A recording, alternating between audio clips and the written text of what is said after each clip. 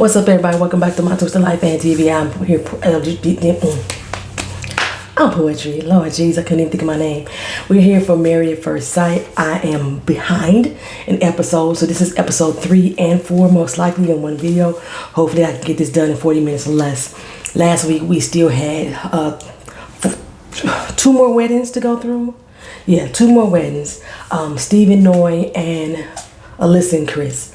I was extremely worried about Steve. I'm kind of back and forth on whether I like him with Noy because I don't trust him with her heart for some reason. I feel like he's gonna break it.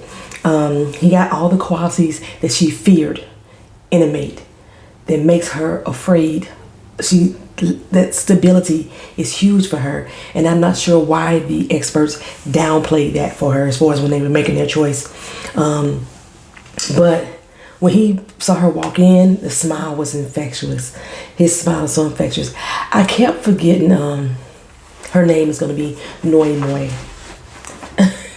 Noy Moy. That's if she changes her last name. That's fucking hilarious to me. But from their vows, they seem to have some of the same thoughts in mind. Noy's vows made Steve's family cry. The whole family was over there crying. And I was like, so far, so good during this wedding, right? They kept eye contact with each other. They kept smiling at each other the entire time. They were blushing. So, that was a good sign. Because you read people's body languages at these weddings and everything like that. I appreciate that Steve asked her for permission to kiss her before he did so. All the other couples that we saw so far, they just went in for the kiss. And like I said, anywho, I know that I'm pretty petty. The comparison of Noy's white teeth is very dramatic in comparison to Steve's. Now take him to your dentist. And I think the main reason why I'm picking it out is because we get to Chris and Alyssa, who definitely have issues with teeth. And apparently Lindsay had issues with teeth as well. I need to grab another bottle of water. Excuse me, y'all. Hold on for a second. Okay, so in this particular episode, some of the things that really got to me is that they keep showing all the women with their bridesmaids coming running to the hotel room and jumping in their bed with them. Like, the second time it happened, I was like, okay, but now it's getting played out. Come on now. All these grown women ain't even hopping all these women's bed on their wedding day with them. Alyssa, though, is such a fucking ice queen that it seems like she didn't even want her bridesmaids to be there with her, especially jumping in the bed with her. I'm still trying to figure out how she made it through the psyche vows. They claim they have extensive psyche vows. How did y'all make it? How did she make it past the psyche vows? She's very self-centered. She's very rude, disrespectful. The last episode I kept saying, I hope that she proved me wrong. No, she's not. She's not going to prove me wrong. We'll see how that all went down once we got to episode 4. Y'all talk bad about Mirla, but Mirla's lifestyle and money matched her materialistic mindset. Alyssa can't say the same. I'm sorry, Chris. I'm apologizing now for letting them ruin your life in this matter, because this is a legal and binding marriage. But you know what? That's kind of different than I was watching Married at First Sight Australia. I'm trying to go back and go to the beginning where these shows started. Married at First Sight Australia. These are not legal and binding marriages. That was the first thing they said. Although these marriages are not legal and binding, they're giving them a glimpse of what marriage could be like. So at the end of their 8 months, they really haven't legally been married. But on this particular show, these are legal and binding marriages. And marriage is something that you take seriously. So why would you enter in something so lightly? Especially if you're not willing to make any type of compromises. You already know that what you've been doing all along ain't been working. So now you're letting somebody else choose for you, and you're still doing the same shit. Alyssa, come on, girl. Okay. So, of course, looks are the utmost important to Alyssa. Like I said, I can't be mad. I do have a thing about teeth too. If you don't look like you've ever been to a dentist, we're going to have a problem. If you got halitosis, we're going to have a problem. If you wear dentures or braces and you don't brush them motherfuckers, we're going to have a problem, right? But Alyssa ain't perfect. No, her fucking face fillers, oh God, look, her lips are fucking ready to explode. Her nasal fry that she puts on. It's like she's trying to make herself perfect and she ain't hit the mark herself. So just as I was wondering, like, why we ain't seeing the exchange of the gifts between the couples, they did allow us to see the gift exchange from Chris to Alyssa.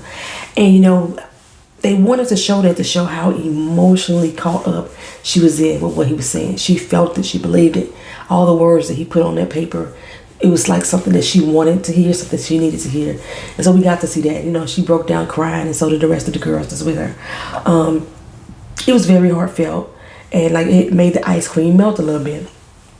But girl, how many times you gonna say I hope you're cute? How many times you gonna say I hope you're cute? Like I said, it's not like you're beautiful. It's not, you know. Her hair, they failed her with her hair.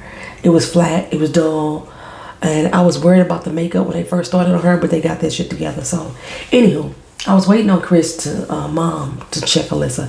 I'm waiting on that. It's gonna happen for me, hopefully, but so far nothing has happened yet. No, her family is looking at him go down the aisle, and they looking at him like she not gonna like him. That's how they are looking. Okay, even though the words that came out of their mouth was, "Oh no, she like you." No, y'all was not looking that way when he walked down the aisle. Y'all said to yourself, Alyssa not gonna like him. She's not gonna like him. Okay, and when they focused on his teeth, just at the moments when she's saying, "I hope he not snaggle teeth," and they were tinted, I think they put a filter on because his teeth went that yellow the whole time. It's like his teeth kept getting yellower and yellower every time they showed him. I was like, "Oh, see, this gonna be a problem right here. This gonna be a problem." I was like, "Yep, this is over. This wedding is over before they get started." You know, he could do with a little bit of baking soda toothpaste. I mean, I overlooked Idris Elba's bottom row teeth being fucked up. She could overlook, you know, Chris's little snaggle a little bit, okay, just a little bit, but they just didn't look clean. They just didn't look clean, and I'm telling you, that was filtered because depending on what shot they were taking, his teeth got darker and darker as far as yellower and yellower. Okay, anyway, she was not happy at all, and once he smiled, she couldn't even look at him again. She could not look at him again. Her face was definitely saying, "I do not like this man." And I thought Chris was picking up on that, right? I don't think that she should have read her vows to him because it was a lie. Everything that she said, including the respect thing, was a fucking lie. And I thought it was concerning in her vows when she said that she was going to be more respectful of animals than she was to him. Well, what she said was that she is more concerned about animals than she is about humans. So he gonna have to deal with that. I was like, go marry your fucking dog then. Even her family said in their speech to him that he was gonna have to come second to the dog. That's not comforting. That's not comforting at all. And they weren't joking. They were not joking, which is not a good thing. I find nothing rewarding in that. He did ask permission to kiss her too, and she accepted, which I was surprised. Thank you, Chris. You know what I'm saying? Side note, Alyssa's nails look good. Her fucking nails look good. Okay, so then we go back to Katina and Olajuwon, and they taking photos, and he talked about how he was afraid that she wouldn't like a really emotional guy because she seemed really calm. And I was like, Olajuwon, stop it. Those tears are not, stop it. Those are not real tears. You're putting on a fake, you're putting on a facade. You're not fooling me. Just like Zach didn't fool me last season. I was calling Zach out all season. People was telling me I was wrong because I should have been just focused on Michaela. No, I was like, no, Zach is on some bullshit. And what happened? Zach was on some bullshit. And that's exactly how I feel about Olajuwon too. Like, I'm really waiting on you to express some genuine emotion, sir. Some genuine. He actually did in the second episode, the next part, in reference to Lindsay and that interaction. That was real emotion there. But through all these tears that you got for your wife right now, fake. Anyway, so far all I can see is hormones raging between both of them for real. And like she said, he's the typical guy she would go out with. She's the typical girl that he would go out with, right? But she claimed she didn't want to deal with that type of man anymore. Girl, you just got married to that type of man. And you know, he said, I just love kissing on her, and I feel that there's loyalty and trust behind her lips, the softness of her juicy lips. That's where you find loyalty and trust, behind juicy lips? Oh shit, it can help if I take my top off. And maybe I can find some water behind the cap. But Alyssa asked, she's focusing on the physical too, let's be honest. But she just focusing on it in a more negative way.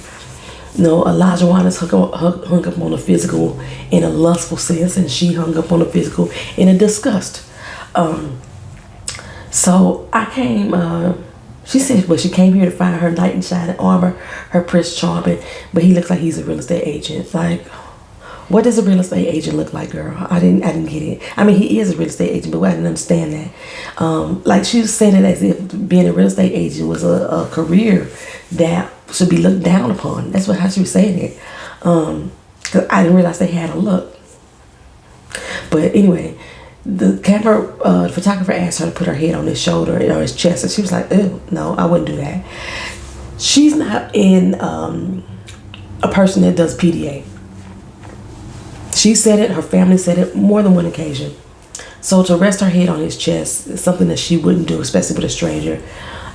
She would have to warm up to him. I think if she was really into him, she probably would have did it. But she's like, no, I'm not gonna do it. Chris said he liked the fact that she's really blunt, because he knows how to move with a person like that. Chris is gonna try to adapt and be whatever Alyssa wants. That's what I'm seeing here. And you're gonna fail miserably. He says that he doesn't have any red flags that he's seeing at this point.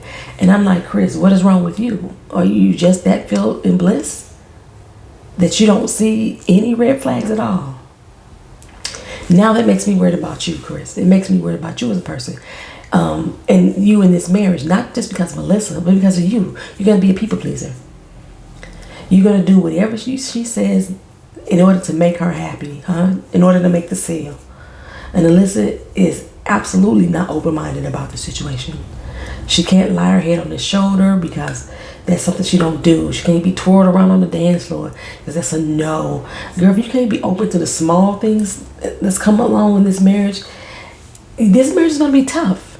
Why even do the show if you're not going to be open to anything different than what you already do? So, Noy's a real people person. She making her rounds, introducing herself to the family, like, hey girl, hey, all that, you know what I'm saying? This is your daughter, I'm your daughter-in-law, hey. Apparently Steve is doing the same. Both of the parents seem to like them. That's a plus. He is really open to embracing her cultural norms by wearing the traditional sash. And I was like, I like Steve, and I want him to be financially supportive of his wife. That's the biggest issue, and I think that's what's going to break her the most. So now we move on to the receptions. Katina says that she already feels this deep connection to Elijah Wan. Like I said, she's into his physical physique as well as much he's into her. And she said she's feeling the vibe. I didn't see that vibe. I don't see that vibe. You got a strange way of showing that vibe. Because to me, she seems like she's annoyed by him and a bit embarrassed by him. For Lindsay and Mark, I think that she is open to whatever or whoever. For real. She said she's never met a stranger that she doesn't like.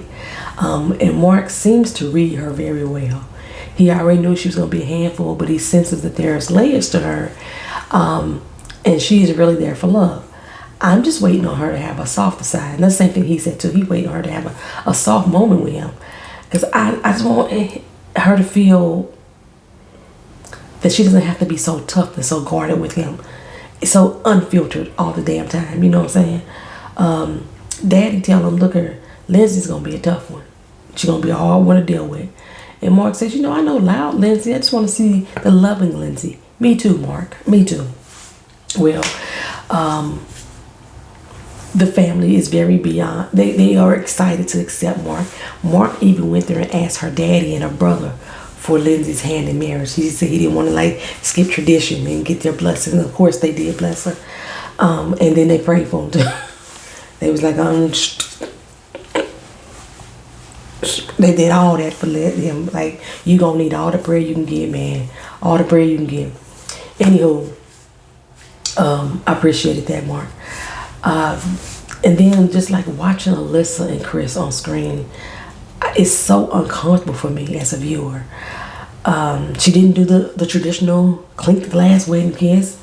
Not even a peck. She couldn't even give him a peck on the cheek. Because I don't want to succumb to peer pressure. Anyway, let's go back to my favorite couple. J Dubs. It's J Dubs. I'm telling you, they have chemistry. They have chemistry, man. Yo, Michael and Jasmina. Michael and Jasmina. They did the little clink, clink, clink, clink, clink, clink. Michael was ready. He had to stick a gum in his mouth so his breath wouldn't be foul, you know what I'm saying? So he can get that kiss. She got her little fake ass mistletoe. I see chemistry here. I see them. They seem at ease with one another. And she said she felt a dash of a spark, not really fireworks, but a dash, you know what I'm saying? A little flint, whatever. Anyway, I think that Michael and Jasmine are going to smash before the honeymoon is over. Katina and Lajuan, I think that they going to smash before the honeymoon is over. Although she said that she going to wait at least a month. And if she wait at least a month and she's serious about that shit, Elijah is going to have a problem. I don't think that he's going to be a patient person. Because Elijah trying to figure out how to go buck wild on night one. Anyway, she said that she's been in a lot of situationships. And, but she's not sexual like that. I don't believe that, girl. I don't believe that. I think you probably trying to change who you were when you was in those sexual relationships. Now, Lindsay and Mark, I see wedding night smashing. I just do. Anyway, knowing Steve, I think they're going to go a little bit slower. Alyssa and Chris, not at all. Not at all. The one thing I can say that I've heard around these YouTube streets is that Michael looks at Jasmine and like, I can't believe she my wife. Like, he in amazement. He struck gold.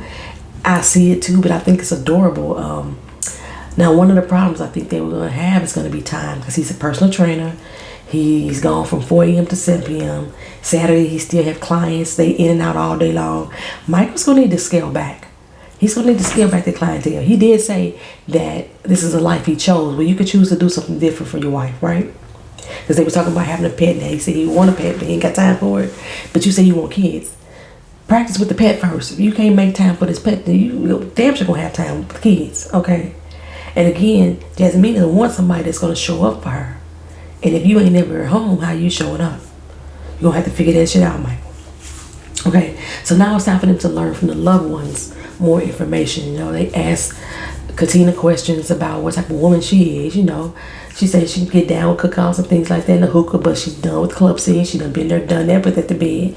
As far as Elijah, they say she need to be patient, like really patient. Basically, they told her she got to convince him to see her perspective, as he's going to try and mold her into the woman that he wants her to be. Katina's pretty much a self-made woman. She don't need no damn molding. She don't need no molding. They're going to clash on that. He sits down with her mom, and child, he can't even remember her name. But earlier, Katina couldn't remember his either. You know, matter of fact, when she called him Elijah, his friend made sure to say Elijah. You know, don't cut his name short. It's Elijah. You know, that's basically what he was saying. Anyway, Mama was like, what intentions you got for my daughter? His answer was good intentions. What the fuck does that mean? What does good intentions mean? He doesn't have any, ma'am. All his intentions are for his own personal gains, what I see, with his own personal satisfaction. Because he's very vulnerable. He's very, very vulnerable. For how many times you gonna say, I'm very vulnerable. I'm a vulnerable person. I'm very vulnerable. I'm very, very vulnerable. I'm just very, I'm vulnerable. I'm open, wide book, vulnerable. You know what I'm saying? She's gonna see that I'm very vulnerable. But, look, anyway, what the kids say these days, he capping. He capping. So his fakeness is not even, it doesn't even convert when he in your face. It's just, look, his mama or her mama was like, okay, what did he say? He got ADHD too? And she was like, you got meds for that? I hit the floor. You know, he's a self-diagnosed man, mom. He's self-diagnosed. He ain't got no damn meds. He ain't talked to no doggone a doctor. He talked too much about himself. He diagnosed himself. And her face is looking like, I am not impressed, right? Not impressed at all. But he's like, you know, I'm an honest man. She said, oh, is that a rabbit? He turned around and looked. Look, reports are out there today saying that Elijah is still looking for that damn rabbit. I'm just saying. Anyway, I told y'all Jasmine and Michael, their sisters, was going to hit it off. Hell, I thought that was her family for a minute when they first got together. Then I looked at the locks, right? But they blend so well to me. Oh my God. They welcome her to the family by placing this little pin on her, members of his mom on her. Then her notice she watches over her now too, because she's sis, you know what I'm saying? I got teary-eyed. I don't know, every time Michael and Jasmine get into a moment on screen, I get teary-eyed. This couple works for me, right? So I was like, Lifetime, please don't break my heart. Please don't break my heart. part with them. Well, when Michael gave his speech about being vulnerable, I didn't get that same feeling that I got when Elijah was talking about being vulnerable, because he was like, I know I need to be more vulnerable than I've ever have been before in order for this to work. And Mama was like, Kim, she was like, don't be too doggone vulnerable. She don't like quiet. Okay. Pops was like, her step pops, like, bro, sometimes you just need to be quiet. You just need to shut up. You know what I'm saying? Because sometimes she might be testing you, so whatever answer you give gonna be the wrong answer. And they was like, wait, whoa, pump your brakes. Michael says, that the sincere advice you want to give me? Just say nothing. Kim said, don't listen to him. Because when it comes to Jasmine, communication is key. Talk to her, okay? Elijah Wan, he talks. Michael listens, though, to the people who are speaking to him, when they get those connections. Because now the key is going to be how both of them move forward with their wives. Because Elijah Wan, did I get that part? I don't know how I missed that.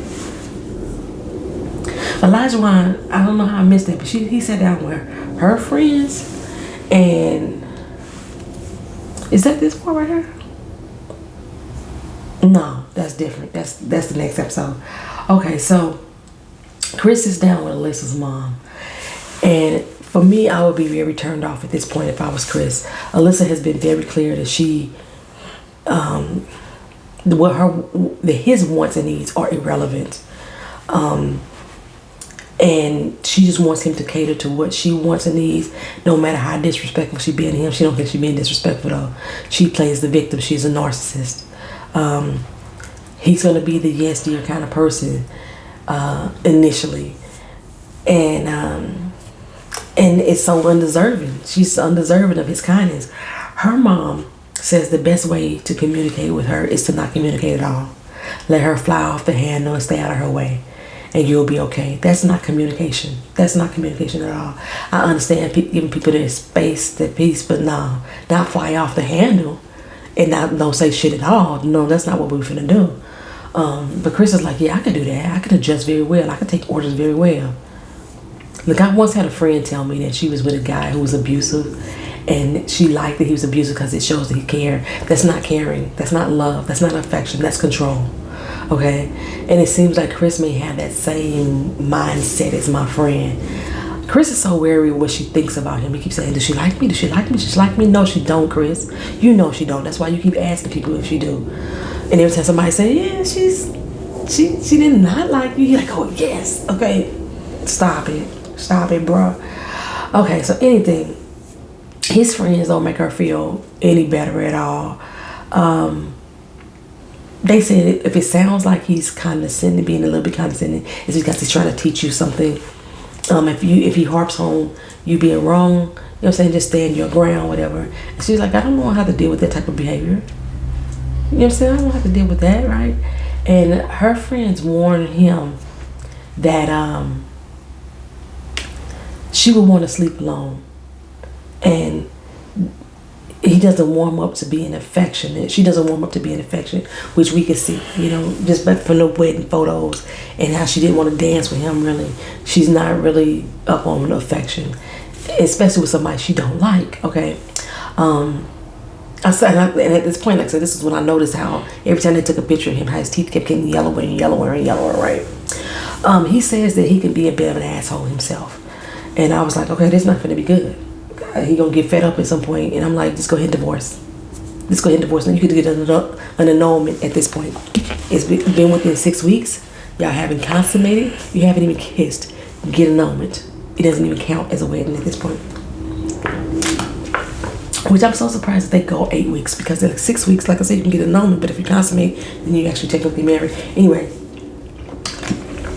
it's time for the bouquet toss and the garter grab. So Michael did so respectfully, but bro, you supposed to like toss the garter to your homies, not to the side.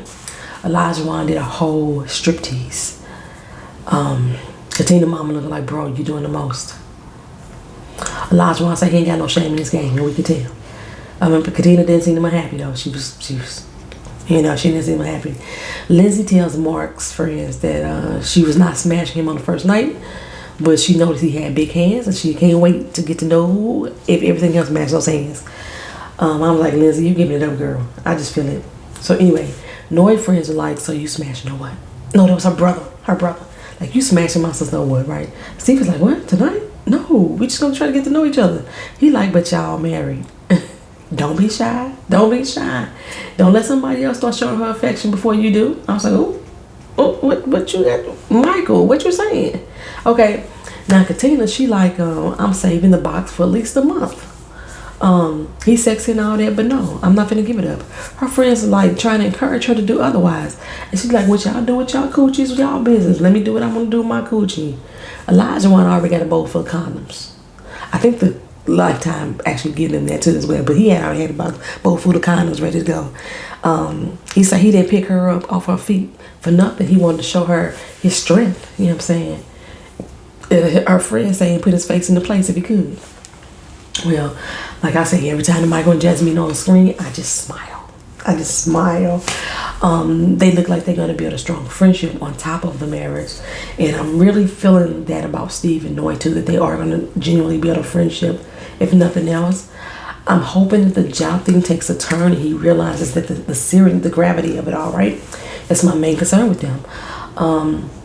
Mark is not only carrying Lindsay over the threshold, he carried her down the hall. Everyone else got carried over the threshold except Alyssa, who did not even enter the room with him.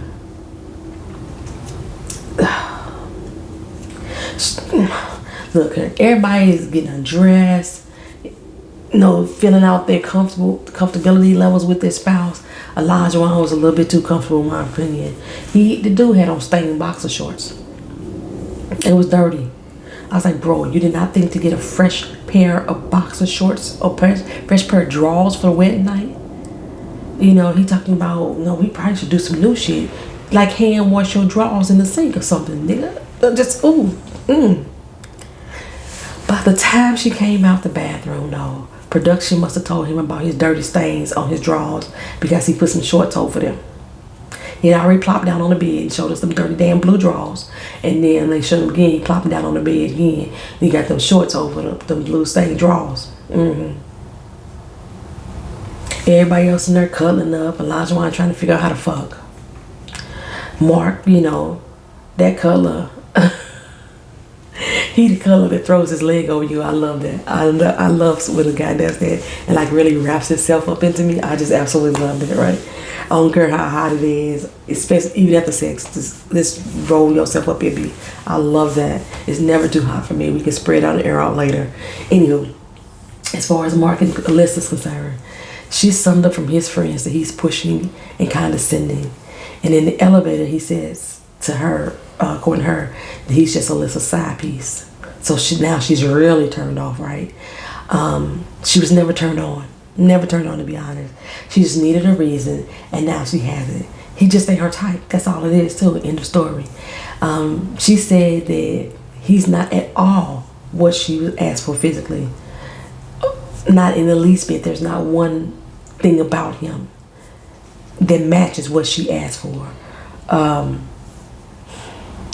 So he's sitting out there waiting for her to come up to the hotel room, and the producer said, well, you need to go talk to him, right? So she comes out and tells him, look, there's some things that were said that didn't sit well with me. He's like, what things? I don't want to talk about it now. So he's like, well, is there something I could do, something I could say? What do you want to do right now? She's like, just go to bed and we'll deal with it another time. And when everything calms down, ain't nobody upset but you, girl, okay? And he's like, is there something that you need to know about me or something clarification? She's like, nope, I don't want to know nothing. I just want to go to bed. And then he started apologizing. Why are you apologizing to her, sir? Why are you apologizing? Why are y'all standing together? Chris, don't be gullible. Don't be gullible. Are you just trying to stay on the show? Or you just trying to, you can not possibly tell me that what she is presenting to you, you can see why the producers put y'all together. I don't understand. Because she's beautiful. Whatever. She has ugly ways. Ugly ways. Okay, this video was long enough, so I'm not going to do 3 and 4 together. It's going to be 3. I'll put 4 up. Probably the next couple of hours. I will see y'all again in the next video. This is Married at First Sight. This was the last 2 nights of the wedding. Is this the... This is the Brawl in Beantown, or the Beantown Throwdown. I think that's what this was called. All right, y'all. See y'all in the next video. Peace.